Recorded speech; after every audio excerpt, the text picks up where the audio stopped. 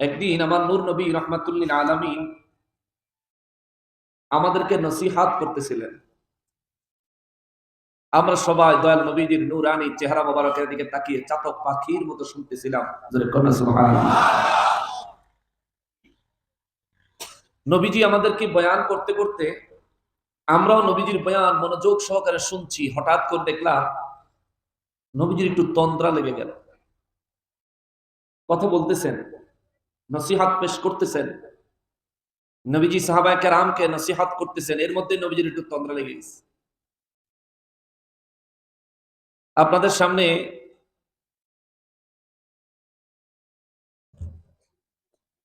পীর সাহেব হুজুর যদি বক্তব্য রাখেন, বক্তব্য রাখার সময় হুজুরের যদি একটু তন্দ্রাইয়ে, পিছনে যারা আছে হারা ধাক্কা দিব,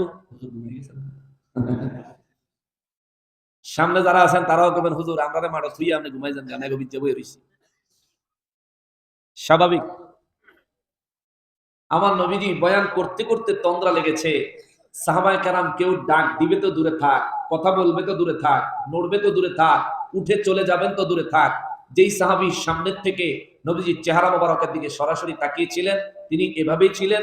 যিনি ডান দিক থেকে বাম দিকে ঘাড় ঘুরাইয়া নবীজির চেহারা মোবারক দেখতেছিলেন তিনি এভাবেই ছিলেন।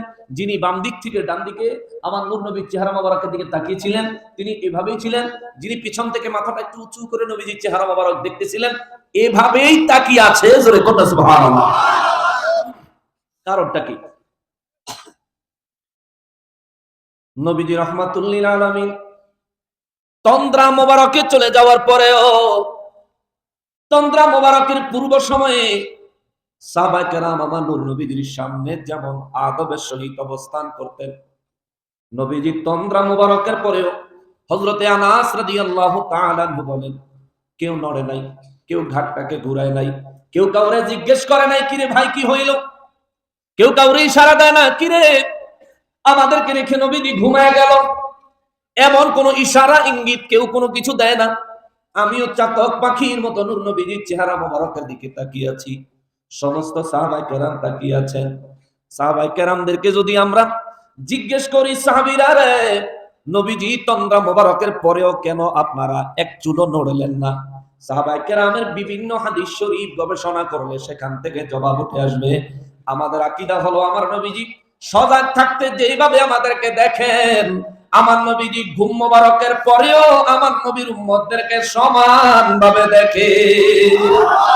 আল্লাহু আকবার।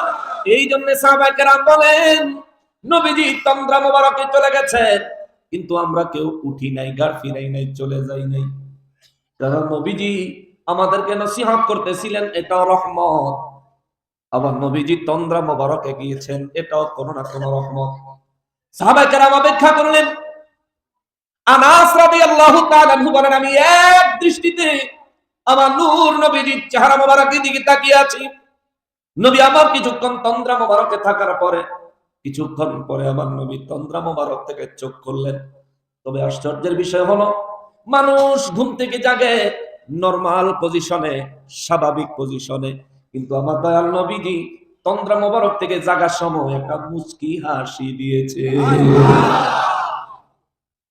দুঃখের বিষয় হলেও সত্য আমাদের দেশে বহু মুফতি সাহেব আছেন, বহু আলেম আছেন, বহু মুহাদ্দিস আছেন, বহু খতিব সাহেব আছেন, মসজিদের মিম্বারে বসে বয়ান করেন, দেয়ালের ওই পাশে কি আছে নবী বলতে পারে না।